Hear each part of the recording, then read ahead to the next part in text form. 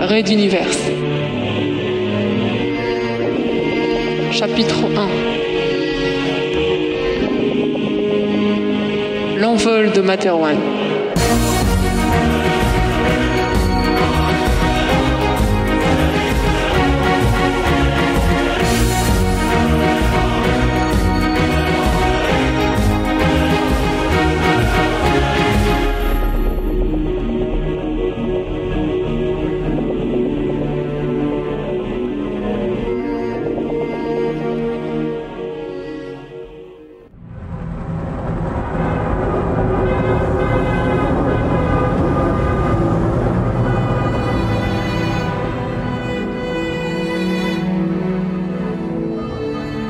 La petite voiture roulait au pas le long de l'avenue surplombant le spatioport.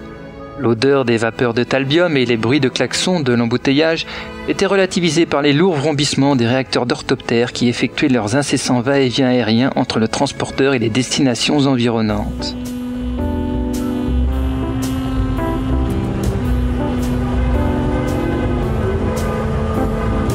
L'évacuation prendrait, dans le meilleur des cas, au moins une journée supplémentaire, et uniquement pour ce secteur comprenant plusieurs milliers de kilomètres.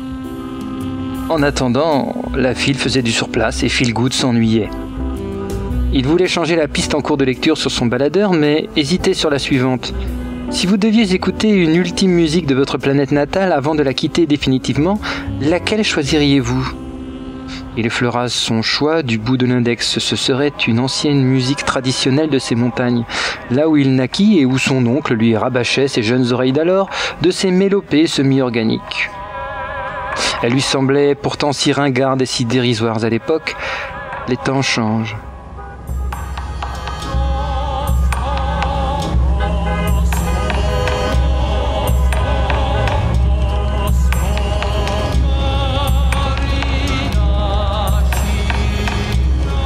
L'ex-lieutenant de l'armée royale, puis Castix, embrassa du regard la zone de décollage où se dressait l'imposant vaisseau de transport, destination de tous sur cette avenue. Même à cette distance, le transporteur paraissait immense. Il allait engouffrer les passagers et leurs effets des 60 km de véhicules qui s'étendaient jusqu'à sa soute. Rien que son décollage coûterait en talbium la consommation hebdomadaire de tous les transports communs et individuels de ce secteur. Peu économe, c'est le Conseil de la Révolution qui allait payer la facture de l'exode. Le jeune lieutenant était affecté à une certaine compagnie 5, ingénierie mécanique, celle qui répare à l'infini les vaisseaux spatiaux, comme dans les vieux films de science-fiction. Sa convocation tant attendue était arrivée un peu tard, mais n'ayant somme toute que peu d'affaires à emporter, il fut rapidement sur la route, faisant un dernier crochet d'adieu sur les tombes d'êtres chers, tels son oncle ou sa femme.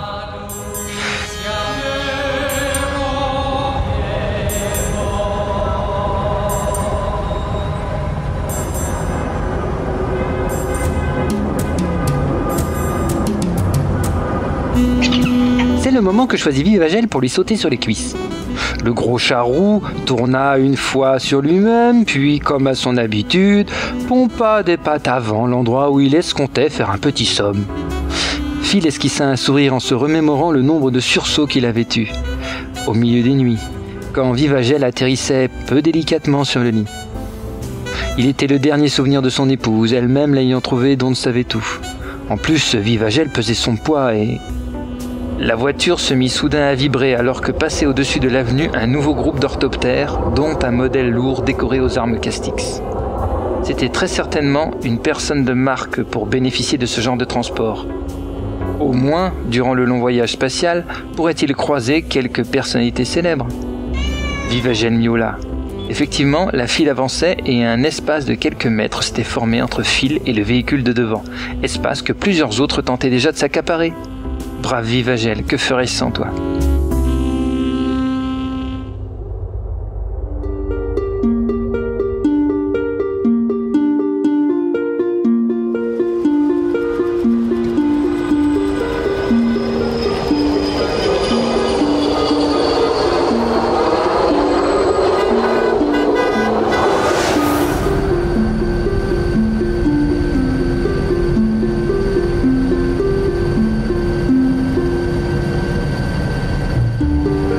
princesse Azala décocha un regard tel que les gardes chargés de l'escorter baissèrent les yeux par honte de leur concupiscence. La jeune femme était pourtant d'une grande beauté, ses cheveux noirs mi-longs se terminaient en bouclettes revêches, encadrant un visage ovale bien dessiné où brillaient de farouches petits yeux verts en amande d'une grande intelligence. La robe de soie azurée qu'elle portait moulait avec exactitude une ligne parfaite, révélant de nombreux détails anatomiques. Son décolleté relevait le tout d'un froufrou blanc, entraînant le regard dans une direction bien précise. Pourtant pas de très grande taille, il émanait de la fille de Magnam IV une force de caractère et un contrôle du maintien que des dizaines d'années de leçons royales avaient exalté au rang d'art. Les hommes autour d'elle ne pouvaient contenir leurs troubles. Militaires, gardes ou fonctionnaires, ce n'étaient que des rustres qui n'auraient pu approcher quelqu'un de son rang que lors de leurs fantasmes nocturnes. La princesse les attendait de pied ferme. Qu'ils osent, ne serait-ce que l'effleurer de leurs doigts poisseux, et elle était prête à jeter tout le monde hors de leur toptère dans sa furie. Adossée à la paroi du fond, d'apparence calme et renfermée, Melba, sa suivante et garde du corps, respirait la froide sérénité de ceux rompus au combat. La grande femme d'origine brune protégeait Azala depuis leur plus tendre enfance. C'était une Lakedaemon, spécialement élevée et entraînée pour protéger les membres de la famille royale. Et la jeune princesse savait parfaitement ce que le masque neutre dépeint sur son visage signifiait. Elle était déjà prête à tuer tous les hommes présents dans cette pièce, attendant juste un signal. Une présence amie éminemment rassurante dans cette folle journée. Elle n'avait même pas eu le temps de se changer, la décision de la faire participer à l'exode ne lui ayant été signifiée qu'une trentaine de minutes avant son départ. Une centaine de soldats en uniforme d'apparat blanc étaient venus encercler sa propriété, puis un haut gradé s'était présenté à la porte avec un avis d'expulsion immédiate. Une place à bord d'un transporteur lui avait déjà été réservée ainsi que toutes ses affaires, du moins celles que ses gueux estimaient importantes. Le temps que ses domestiques comprennent ce qui se passait, elle était embarquée avec Melba dans un véhicule de transport et se retrouvait maintenant dans les airs, voyageant en ballerine entourée de bottes de combat. En observant son amie et protectrice, la princesse ne put retenir un profond soupir. Elle avait pourtant tenté de la protéger de tout ceci. Tu as le choix, Melba. Je te libère de ton serment. Vis donc ta propre existence. Je suis née et j'ai été élevée pour vous protéger et vous servir, madame. C'est le seul but de ma vie. Le sujet est clos. Et elle était montée la première dans l'orthoptère Castix. Ce n'était pas tant leur départ forcé pour l'exode qui insupportait le plus Azala. Cela aurait pu être bien pire, la faire violer tous les jours au fond des sinistres geôles du ministère de la Sécurité, ou la noyer comme son père par 5000 mètres de profondeur dans l'abysse sans nom au large de l'équateur. Non, l'origine de sa colère venait de son informateur, introduit dans l'entourage du redoutable contre-amiral Pophéus. Il lui avait certifié qu'aucune action de ce genre n'était en préparation du côté de l'armée, d'autant que Pophéus ne pouvait risquer, théoriquement, de s'appuyer sur un contingent soupçonné d'être encore acquis aux idéaux de la royauté. 500 ans de royauté, ça vous forge un consensus d'habitude, non? Et pourtant la décision fut prise. Les soldats vinrent, et la voici parée, de gré ou de force pour l'exode. Son statut de fille unique, dernier roi de Materwan, ne semblait plus apte à la protéger. Tout au plus lui avait-on autorisé le bannissement. Quant à son informateur, il semblait évident qu'il avait été démasqué, au mieux, retourné par Pophéus. Elle n'avait aucun moyen réellement fiable de le savoir. En s'étant troublé de fuite en avant du pouvoir, il était peut-être parti rejoindre son père dans l'abysse sans nom. Elle serra les dents, refluant une vague de tristesse. Dans la lucarne du petit hublot, le transporteur géant masquait progressivement l'horizon, les montagnes, puis bientôt le ciel. Elle prit une profonde inspiration et s'arma de courage, car de nombreuses personnes allaient encore se rincer l'œil avant qu'elle ne puisse mettre une tenue plus adéquate.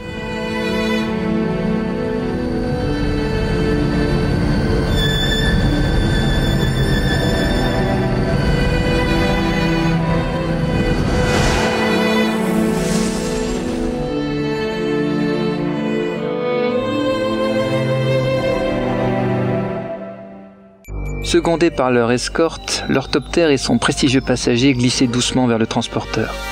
De la salle de contrôle du spatioport, le contre-amiral Pophéus suivait les manœuvres d'un œil averti.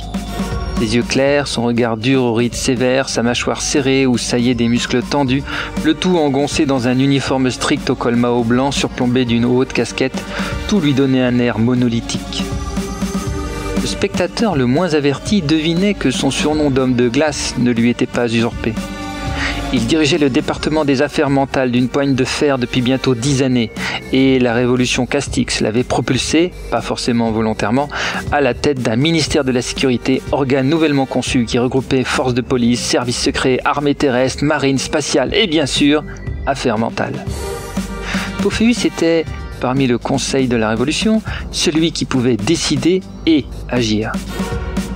Autour de lui, les opérateurs grenouillaient à leur tâche, dépassés par le regain d'activité et sans doute un peu inquiétés par la présence d'un personnage de cette importance à leur côté. Là était le pouvoir, le vrai. Une réputation entraînant immédiatement inquiétude et assiduité. Il se trouvait au sommet de sa puissance, si proche du pouvoir absolu, alors qu'il était passé à un cheveu de tout perdre. Jeune officier de la flotte spatiale, il s'était engagé alors du temps de la royauté pour intégrer les grands vaisseaux d'exploration qui faisaient la légende des voyages de sa jeunesse. Voyager, Enterprise, tant de noms qui le faisaient rêver. Mais il avait vite dû déchanter, on ne découvrait rien que des nuages gazeux et des espaces vides de tout. Les pratiques homosexuelles étaient plus fréquentes d'abord que les meetings de cartographie, et même l'élite dirigeante de ces vaisseaux d'exception n'était constituée que d'officiers dont l'amirauté voulait se débarrasser. Pourtant, il y grimpa les échelons, mois après mois, promotion après promotion. Mine de rien, on pouvait vite monter en grade dans ces vaisseaux perdus au milieu de nulle part. Tout le monde se connaissait et il suffisait de fréquenter les bonnes personnes. Devenant l'amant d'un commandeur en fin de carrière, il prit tout simplement sa place en le faisant jeter par le sas de décompression sous l'accusation fantoche de tentative de mutinerie envers la royauté. Paradoxalement, son premier coup d'éclat fut celui qui conduisit, bien des années plus tard, à l'Exode. Dirigeant son vaisseau sur le chemin du retour, il découvrit par hasard la seule et unique planète extra-système solaire habitable jamais répertoriée sur les cartes spatiales. Antares 4 gravitait autour d'une étoile naine rouge CCCP2 sur un cycle de 18 mois environ. Assez petite, elle ne bénéficiait que d'une lueur rougeâtre durant la journée et la température à l'équateur y était fraîche même en été. L'atmosphère était riche en oxygène et en azote, quelques mers où les pôles concentraient de grandes quantités d'eau, et le mois d'études passé à sa surface permit de découvrir une sorte de faune végétale simplifiée à base de lichens, de mousses et de champignons dont on pouvait extraire quelques substances nutritives. Loin du havre idyllique, cette planète n'en demeurait pas moins une découverte astronomique de toute première importance, et c'est au grade de colonel-commandeur que Pophéus prit ses nouvelles fonctions à l'état-major de la flotte spatiale dès son retour sur Materwan. Rarement un officier si jeune n'avait eu une telle renommée sans combattre dans une quelconque bataille. La gloire et les honneurs pleuvaient, la plus douce période de son existence s'ouvrait alors à lui. Il put s'adonner à des plaisirs plus sophistiqués dont il ne pourrait plus jamais se passer quelles qu'en soient les conséquences. Une attirance pour les jeunes garçons adolescents, si possible de couleur. Grâce à une confortable rémunération et tous les avantages liés à sa fonction, il organisa de magnifiques orgies couvrant plusieurs nuits de débauche avec des amis ou de nombreux mignons, lui faisant perdre le sens des réalités des semaines durant. Le contre-amiral soupira secrètement à ces souvenirs si agréables. Ouais, mais tout a une fin. Il apprit un beau jour qu'une enquête interne avait été diligentée par un quelconque fonctionnaire incorruptible du palais royal sur les dépenses et les mœurs de certaines personnalités, dont le colonel-commandeur Pophéus. Le système dont il profitait allait rapidement se retourner contre lui, et les affaires mentales furent sa seule mais efficace échappatoire. Elles le mirent à l'abri plusieurs années des foudres de la justice, le temps qu'il prépare sa riposte.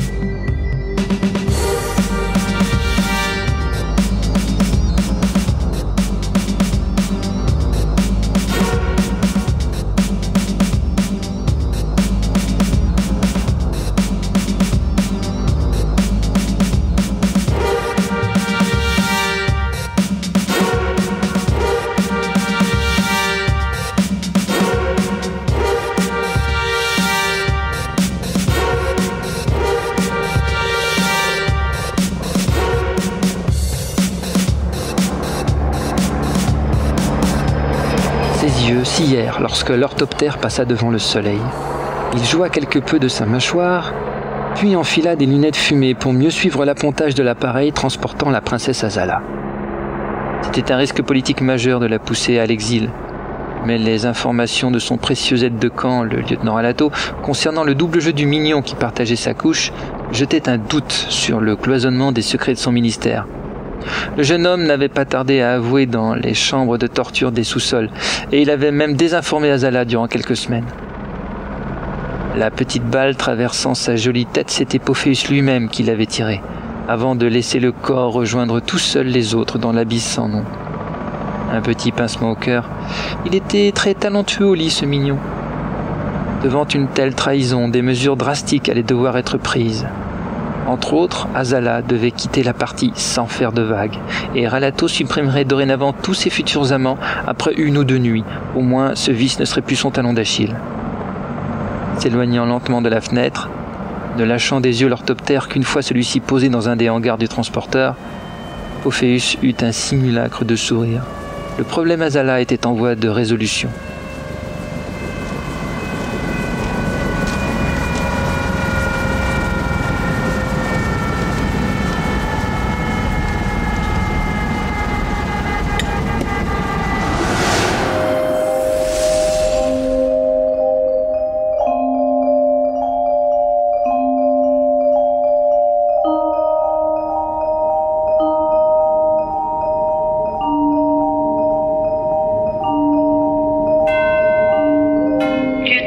Ralato Ouli, autorisation 7A, ouverture du SAS, bienvenue mon lieutenant.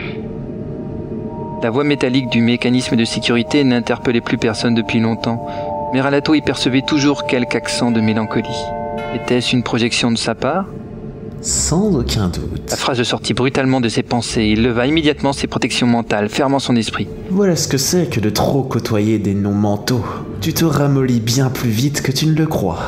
Même avec tes défenses levées, je perçois encore des reflux d'émotions. Ralato serra les dents, tentant de retrouver ses réflexes de contrôle si durement acquis. Oui, c'est mieux. Mais il y a encore des failles. Moi aussi j'apprécie de te revoir. Ça faisait longtemps, hein. Le lieutenant laissa son regard s'adapter à l'obscurité de la salle. Au centre de celle-ci s'élevait la prison de verre de son frère jumeau Fabio Ouli. On distinguait d'abord sa chevelure blonde, signe que leur gémilité était fausse. S'ensuivait son attitude dégingandée en permanence, efféminée à ses heures, son teint pâle et enfin son regard aux iris dorés, parfois perçants, souvent enjôleurs, toujours puissants. Sous strict contrôle pénitentiaire depuis plusieurs mois, à une distance d'1 kilomètre du premier humain, constamment drogué et donc diminué dans une prison spéciale enfouie sous les profondeurs d'une montagne, son frère était traité comme l'homme le plus dangereux de la planète. Probablement était-ce avec raison. L'être enfermé entre ces grilles était une aberration de la nature, quelque chose qui n'aurait jamais dû exister. Il tenta une pique. Bonjour Fabio. Alors, toujours cet air satisfait de celui qui gère tout ? N'a pas changé, dis-moi. Et toi non plus, mon cher. Alors, nos petits jeux mentaux ne t'intéresseraient donc plus ? Quelle déception envers celui que j'ai si durement entraîné, répondit-il d'une voix condescendante. Les manteaux. Un nom qui retentissait dans tout Materwan et même au-delà, comme une inquiétude permanente planant sur chaque individu. Un don était distribué par la génétique, d'une manière apparemment aléatoire et extrêmement éparse. Celui d'accéder à l'esprit d'autres personnes et de déchiffrer, voire d'influencer leurs pensées. Chez les spécimens de manteaux les plus doués, on ne pouvait guère lire un esprit au-delà d'une centaine de mètres et au mieux orienter quelques idées ou insuffler une violente migraine, uniquement après un entraînement de plusieurs années. Cela relativisait leur pouvoir réel de nuisance, mais la légende d'êtres surpuissants était toujours bonne à entretenir. Malgré des siècles de tests et de sélection, jamais il ne fut possible de provoquer volontairement l'apparition du don chez une personne. Par exemple, aucune famille ne pouvait avoir plus d'un mental sur 2 ou 3 générations, et un couple de manteaux ne mettrait jamais au monde un bébé mental. Cela semblait lié à une frasque naturelle hors de la compréhension humaine. Ralato releva les yeux vers son frère, et un spasme de frayeur traversa son esprit quand leurs regards se croisèrent. Cette sensation n'était pas naturelle. Fabio eut un sourire confirmant ses soupçons. Il jouait avec lui comme dans le château familial lors de leur prime jeunesse. On estimait la population de manteaux à 1 sur plusieurs centaines de milliers d'individus normaux, dont une partie non découverte, ce qui en faisait moins que de surdoués. pouvoir n'avait jamais cessé de les choyer, et ce depuis les tout débuts. La légende raconte que le premier roi de Materwan en avait décidé ainsi, bien qu'aucune archive ne confirmait clairement ce fait, ni même n'en expliquait la raison. C'est toujours attendrissant de te suivre lorsque tu te perds dans tes pensées. Merci sincèrement d'être venu, Ralato. Voguer sur le cours des rêveries de quelqu'un me manquait depuis pas mal de temps. Arrête de me prendre de haut, Réagit Ralato, piqué au vif. Ce que j'ai à te proposer, la raison de ma venue, n'est drôle en aucune façon. Comment cela? Le grand Ralato Uli, l'âme damnée de mon Pophéus chéri, aurait une proposition à me faire. S'esclaffa le mental, puis tournant sur lui-même comme un fou, les yeux écarquillés, il fixa le plafond en hurlant. Écoutez tous, mon frère a réussi à me cacher quelque chose. Une proposition. Il s'interrompit et l'air narquois ajouta. De Pophéus, bien sûr. Ralato ronchonna, rompu aux hallucinations habituelles de Fabio. Parle encore et toujours tout seul. Le mental blond partit alors en un grand fou rire, car pour lui c'était si évident. Tout autour de la pièce, ils étaient là. Chut, ne les effraie pas, chuchota-t-il en pointant son doigt vers plusieurs zones vides de la pièce. Des formes géométriques, cubes, prismes, sphères, des objets usuels, des couteaux, des assiettes, des outils et même des téléphones ou des clés, tous translucides, gélatineux, éthérés, flottant nonchalamment.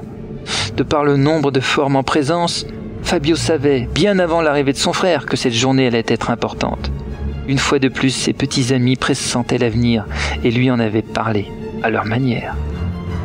Il repartit dans un fou rire, c'était sa façon de les remercier depuis son plus jeune âge, alors qu'encore enfant et seul protecteur de son frère, il le berçait durant les nuits à l'école mentale, calmant ses peurs de leur lueur bleutée, le laissant s'endormir émerveillé par leur grâce. Depuis leur apparition, le jour où les hommes du ministère étaient venus, ils avaient toujours été avec lui, plus ou moins nombreux, mais ne le laissant jamais seul. Ce qui était étrange, c'était qu'uniquement lui les voyait, alors qu'à l'évidence, ils étaient la source de tous les pouvoirs mentaux. Si un mental faisait appel à ses dons, hop, quelques êtres étranges venaient se placer à ses côtés, lui prodiguant du pouvoir. Pourquoi faisait-il cela? D'où venait-il? Pourquoi certaines personnes et pas d'autres? Et comment tenait-il compte des liens familiaux dans le choix de leurs élus? Jamais aucune réponse ne lui avait été donnée, sinon un faible changement de lueur, sorte de clignotement, peut-être un langage? Si c'était le cas, Fabio n'avait pu en décoder le vocabulaire, malgré les années. Par contre, il avait remarqué qu'ils attachaient un immense intérêt à sa personne. En permanence, ils étaient 5 à 6 fois plus nombreux autour de lui qu'autour des autres manteaux, lui prodiguant des pouvoirs démesurés. Il lui suffisait de le penser et il s'agglutinait en masse au-dessus de sa tête, brillant comme jamais. Plus le nombre de formes appelées était grand, plus ses pouvoirs de manteau décuplaient. À ces moments, il devenait le plus puissant mental ayant jamais existé sur Materwan, pouvant lire à des distances inaccessibles aux autres, déplacer des objets, rendre fou ou même tuer d'une simple pensée. Et que dire de l'existence de 2 frères mentaux? Une autre nouveauté troublante pour les affaires mentales, on les avait donc alors confiés aux meilleurs spécialistes de l'époque. Tout autour de lui, ses petits amis flottaient dans la pièce en silence, comme toujours impassibles. Fabio s'approcha de la paroi de verre, souriant devant les 2 formes, des tournevis on dirait, qui accordaient à Ralato l'énergie nécessaire au maintien de ses barrières mentales. La lueur émanant d'eux n'était pas très forte, son frère n'arrivait pas à en appeler correctement à leur puissance. Malgré les narcotiques et les neuroleptiques qu'on lui administrait, il sentit les autres s'approcher de lui, tous répondaient à son appel, alors même qu'il s'apprêtait à se confronter à leurs 2 semblables qui assistaient le lieutenant. Quand il se jugea prêt, il lâcha sa décharge d'énergie, brisant d'un coup les faibles défenses de son frère qui recula sous le choc. Celui-ci tenta de réajuster ses barrières mentales, mais c'était trop tard. Fabio avait lu ce qu'il voulait savoir, la fameuse nouvelle importante de cette journée. Ralato et Pophéus lui confiaient une mission suicide. Fabio Uli allait quitter Materwan sur un vaisseau de l'Exode.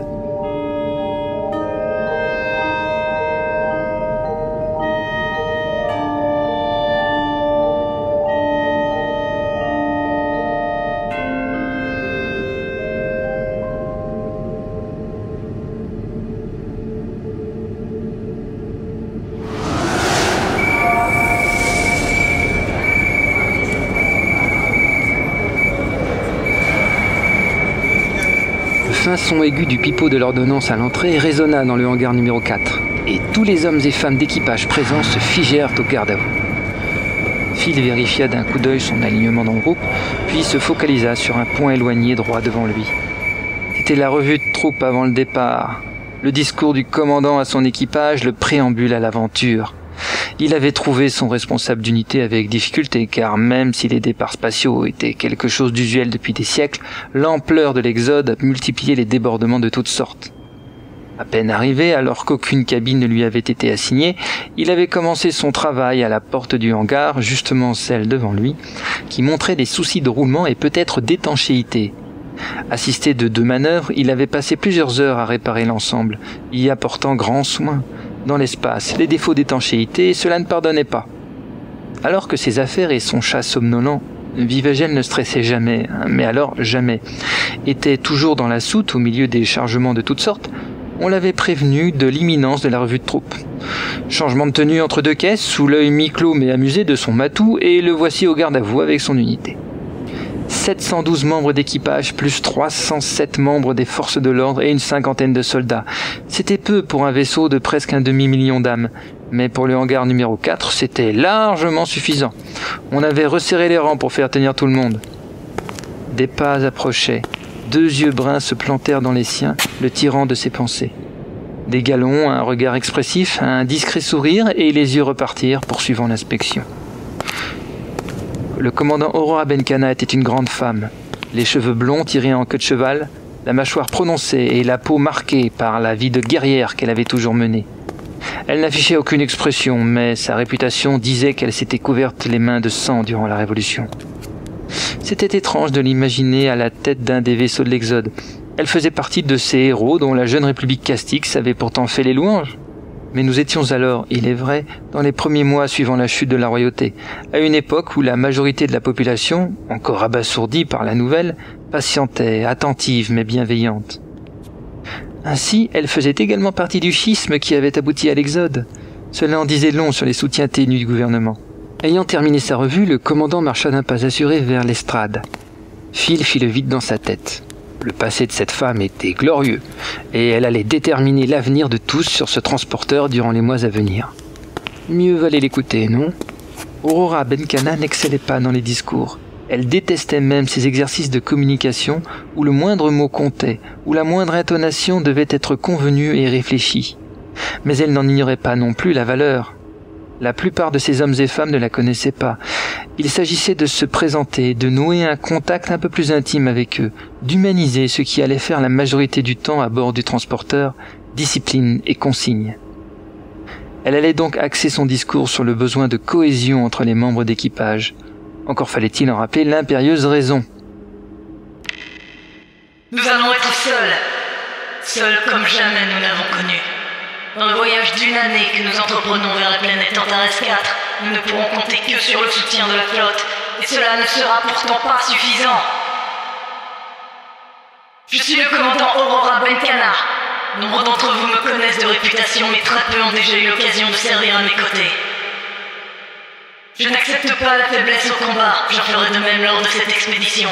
Je vous demanderai à tous de donner le meilleur de vous-même, car ce sera le minimum nécessaire. Elle marqua une pause. Son assistance était visiblement médusée par son introduction, lui offrant ainsi toute son attention. La flotte de l'Exode va attirer les convoitises de toutes sortes, des marchands, des pirates. Nous allons devoir traverser des régions inhospitalières et inexplorées de l'espace. Notre planète mère sera trop contente de se débarrasser de nous sans nous procurer la moindre assistance. Et je vous rappelle qu'il ne s'agit en aucune façon d'une mission d'ordre militaire, c'est-à-dire que notre armement sera limité au strict minimum défensif. Enfin, durant cette année de voyage, il nous faudra nous préparer à la future installation dans la colonie, dont les conditions de vie sont réputées difficiles. Oui, nous allons bel et bien être seuls, mais avec un espoir à la fin du parcours. Vous avez peut-être été mes adversaires par le passé. Nous ne sommes pas forcément tous de même conviction, mais notre but, celui de tout l'Exode, est le même. Trouver le bonheur dans la liberté. Et je ferai tout pour que chacun d'entre vous y arrive, sain et sauf, et puisse reconstruire un foyer avec ceux qu'il aime. Croyez en la flotte de l'Exode, croyez en moi, et surtout croyez en vous, en vos sœurs et frères d'armes qui, à vos côtés, sont la chair et le sang de ce vaisseau. Nouvelle pause, un peu plus longue. En ce moment, les autres commandants, dont certains étaient de ses amis, devaient procéder à des allocutions semblables. Eux au moins n'avaient pas ces réticences oratoires. Elle laissa son regard couler sur l'équipage, plus pour imposer sa présence qu'à la recherche d'interlocuteurs. Aurora fixa soudain une silhouette féminine vêtue de blanc, à demi cachée dans la pénombre de la passerelle surplombant le hangar. La tête de la silhouette se pencha doucement en une discrète salutation. Le léger voile de soie la recouvrant volta quelques secondes, puis se remit en place. Après quelques instants d'hésitation, elle sut de qui il s'agissait. Il lui semblait presque sentir le poids du regard de cette noble silhouette tant aimée. Tout le passé revenait, des frissons la parcouraient jusqu'à réveiller des sensations oubliées dans ses recoins les plus intimes. Ainsi, elle était là. Son second tourna la tête. La pause était trop longue, il se posait des questions. D'une voix qu'elle espérait à peu près sûre d'elle, elle clôt le discours, fit rompre les rangs, fixant une dernière fois la silhouette qui s'éloignait dans l'obscurité de la passerelle. Elle ajouta à voix basse à destination de son second. La princesse Azala est à bord de ce transporteur. Faites-lui passer mes amitiés et invitez-la à prendre une collation dans mes quartiers après le départ en transition. Il confirma en saluant son supérieur, puis s'en alla d'un pas rapide trouver le logement de la princesse. La fille de Magnum 4 marchait mécaniquement dans le couloir, essayant de cacher son visage derrière les volutes du voile de soie. La surprise du nom du commandant du vaisseau, les appels internes annonçant la revue des troupes pour le discours. Elle n'avait pas hésité une seconde, enfilant ce qu'elle trouvait, ce qui pourrait la dissimuler, et était partie vers le hangar où se tenait la revue, laissant la pauvre Melba seule au beau milieu du déballage des valises.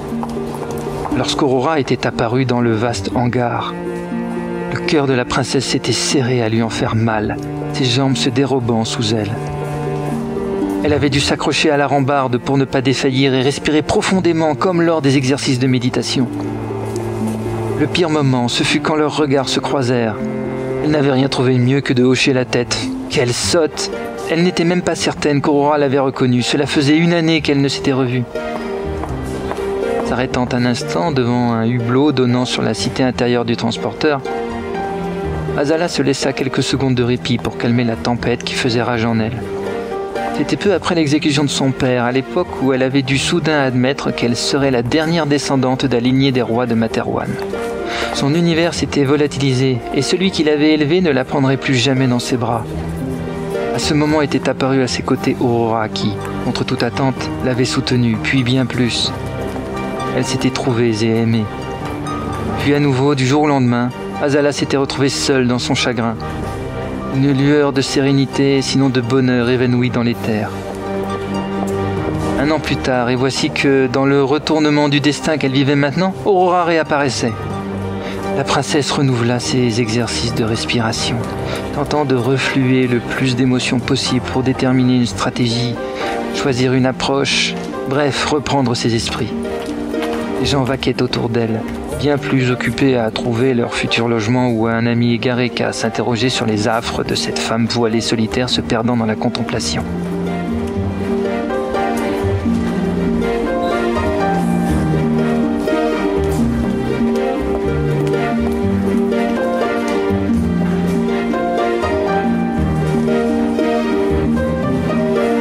Pourquoi ? Ça y était, elle venait enfin de se poser la bonne question. Le hasard peut certes faire des choses, mais pas en politique, pas lors de l'exode, pas à ce niveau. Quelle pouvait bien être la raison de leurs 2 présences en ce lieu ? Azala désirait ardemment se sentir enlacée à nouveau par cette femme, mais pouvait-elle vraiment lui faire confiance ? Elle devra trouver une raison pour l'approcher sans que cela ne soit trop évident. Le commandant avait toujours été sincère avec elle. Alors qu'elle était proche de ses appartements, la solution la heurta quand le second, trop pressé, lui apporta l'invitation.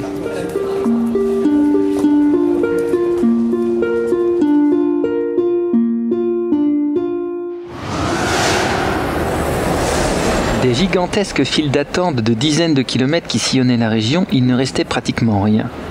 Les milliers de véhicules avaient été soit démontés comme fret, pour certains passagers ayant acquitté le forfait prohibitif, soit désossés pour les stocks de pièces détachées durant le voyage, les restes ayant été concassés et envoyés aux grandes usines de recyclage du nord de Materwan. Quelques véhicules retardataires arrivaient encore au pied du transporteur, négociant ou non une place à bord du vaisseau. Théoriquement, tous les espaces avaient déjà été assignés, mais une marge existait. Un pourcentage laissé volontairement vacant pour ce genre de cas, des emplacements vétustes ou très mal situés. Un marché noir s'était développé naturellement autour de ces logements, alimentés surtout par des réseaux sans scrupules, avides de tirer quelques bénéfices du départ de l'Exode. Ce n'était pas une croisière d'agrément, il n'y aurait pas de retour. Ceux qui voulaient partir en assumaient le besoin ou la nécessité. Le nouveau régime qui se dessinait ne leur offrirait pas de vie facile, voire les persécuterait.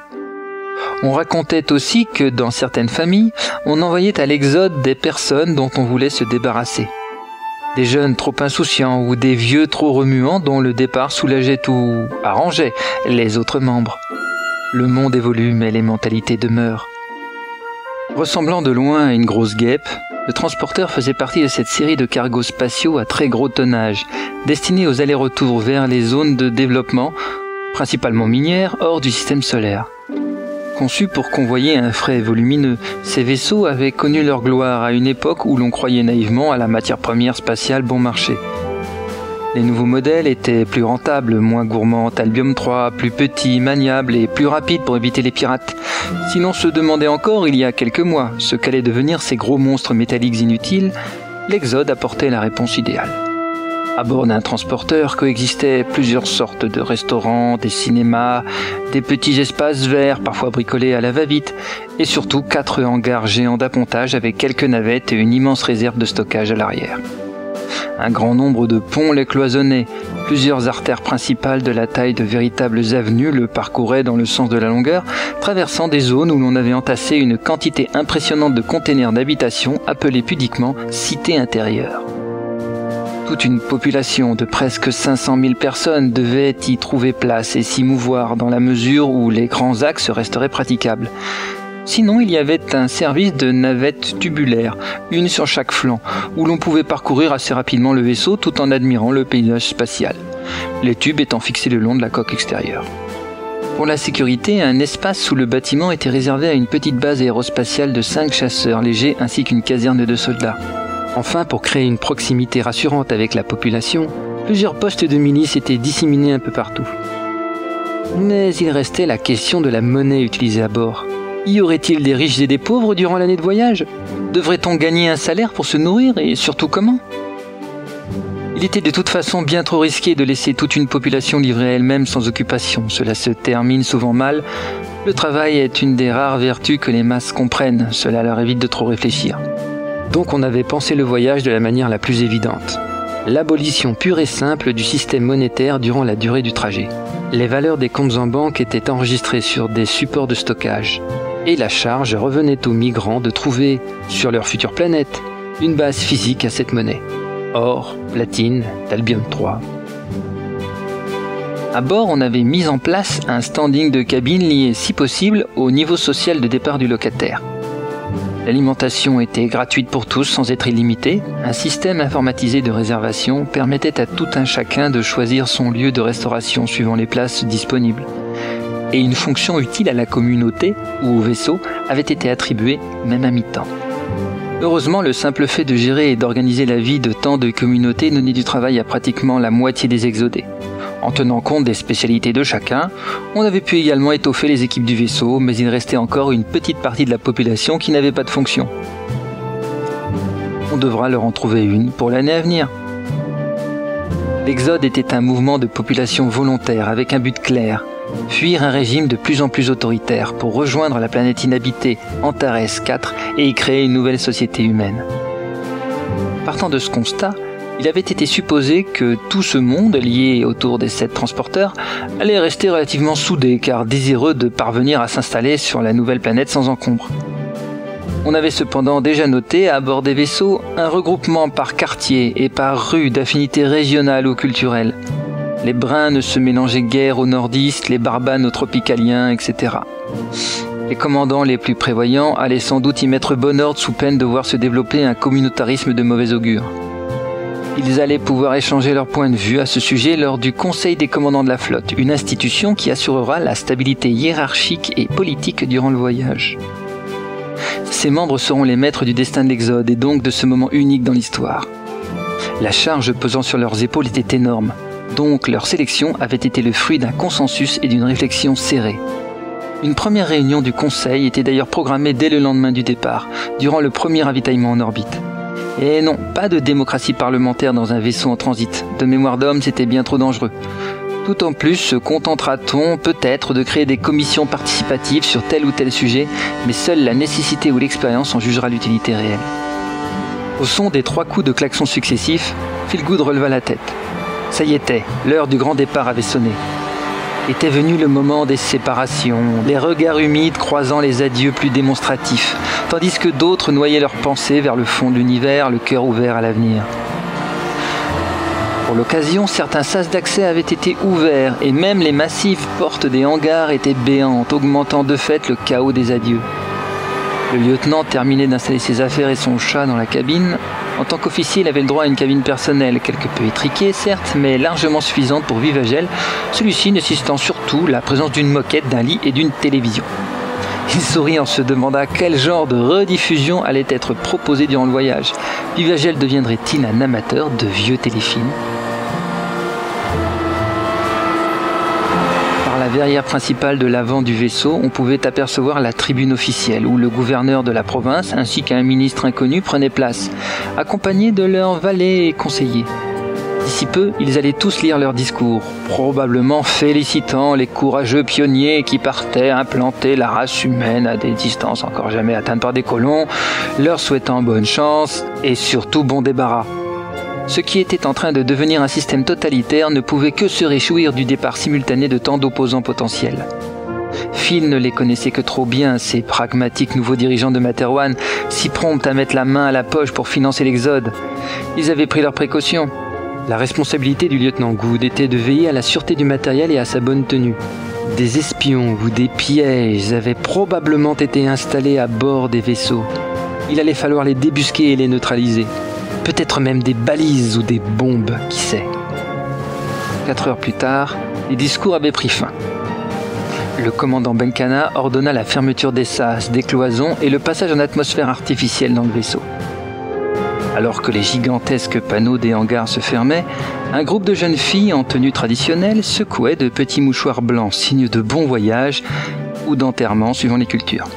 L'orchestre philharmonique de la province joua un air pompeux, duquel était, dit-on, inspiré le nouvel hymne planétaire de Materwan, une manière peu subtile de congédier les candidats au départ. Dans la grande salle de commandement, les indicateurs étaient tous ouverts et les opérateurs attendaient, retenant leur respiration. Benkana se tourna vers le contrôle radio. Demandez l'autorisation de départ à la tour de contrôle du spatioport. Attendez. Une voix féminine résonna dans la salle, puis ce fut le silence. Azala, dans sa tenue officielle de princesse de Materwan, qu'elle avait interdiction de porter depuis la fin de la monarchie, s'approcha de la radio. Commandant Benkana, je vous demande le droit, de par mon lignage et ce que ma famille a représenté pour Materwan, de faire moi-même cette demande et de donner l'ordre de départ de ce transporteur. Ajoutant plus bas, s'il te plaît. Tous les regards se tournèrent vers le commandant. Voilà qui commençait bien, le vaisseau n'était même pas encore parti que déjà des problèmes se posaient. Benkana souleva un sourcil et un sourire se dessina sur son visage. Mais bien sûr, princesse Azala, je vous autorise ce privilège au nom du nouveau monde que nous allons créer. Radio, passez-lui le micro. Le radio s'obtempéra et la jeune femme, fébrile, tint le communicateur bien serré de ses 2 mains. Tour de contrôle du spatioport, ici le transporteur. Je vous demande l'autorisation de quitter l'espace du spatioport et de Materwan. Ses yeux brillaient de larmes, mais Azala tenait bon. Les haut-parleurs de la salle crachèrent rapidement la réponse. Transporteur numéro 266, vous êtes autorisé à décoller et à quitter l'espace de Materwan. Bonne chance à vous. La princesse se redressa de la console et fit quelques pas vers le centre de la salle pour attendre la suite, proche de Benkana. Elle serrait la mâchoire, tandis que le second récitait les procédures de décollage pour les vaisseaux de ce type. Compte à rebours des moteurs antigravitiques, des magnétismes des amarres de vol, verrouillage automatique de toutes les issues et hangars. Pendant que les ordres fusaient de chaque recoin de la salle de commandement, Benkana observait la jeune princesse. Elle aurait dû régner sur cette planète. Tout juste lui laissait-on le droit de partir. Décidément, cette petite lui plaisait. Sa présence à ses côtés sera une bonne chose. Un signe de tête du second et elle s'adressa officiellement à sa voisine. Princesse, c'est le moment. Celle-ci inspira, puis, sans trace d'hésitation dans la voix, lança distinctement l'ordre. Activation des moteurs antigravité.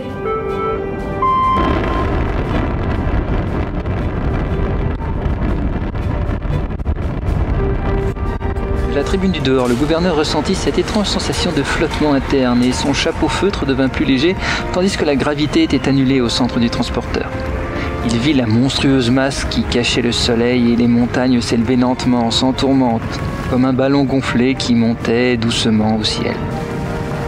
Encore quelques dizaines de minutes et le vaisseau serait assez haut dans l'atmosphère pour lancer à minima ses puissants moteurs au Talbium 3 qui allaient l'emporter vers l'orbite de glissement autour de la planète. Combien était-il réellement à bord de ce bâtiment ou de l'Exode? Seuls des décomptes démographiques donneraient la réponse exacte. Mais Materwan venait de perdre au nom de l'idéologie un vivier énorme de savoir-faire, de création ou de penseurs.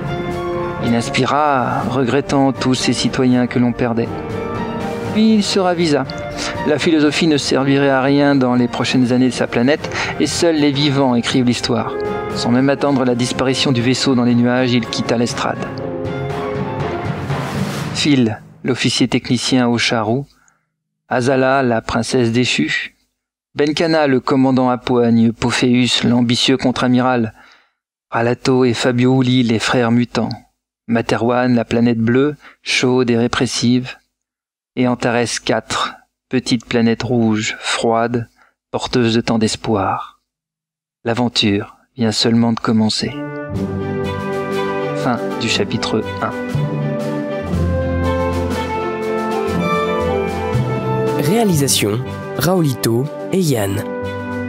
Écriture, Raoulito, Andropovitch et Arthur. Assistant de réalisation et direction de production, Andropovitch. Composition des musiques originales, montage et mixage, Yann. Mastering, Blast. Narration, Raoulito. Feel Good, Laurendil. Princesse Azala, Anoan. Contre-amiral Pophéus, Pof Magic Finger. Ralato Oli, Raoulito. Fabio Oli, Zilan. Aurora Benkana, Anoan. Voix du générique, Zizou. Une production de l'association Podchose. Merci au forum Netophonix et à toute l'équipe de Red Universe.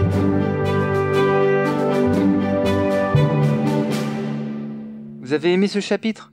Alors venez prolonger le plaisir de votre saga grâce aux livres numériques et leurs illustrations. Ils sont disponibles sur le site reduniverse.fr. Venez vite.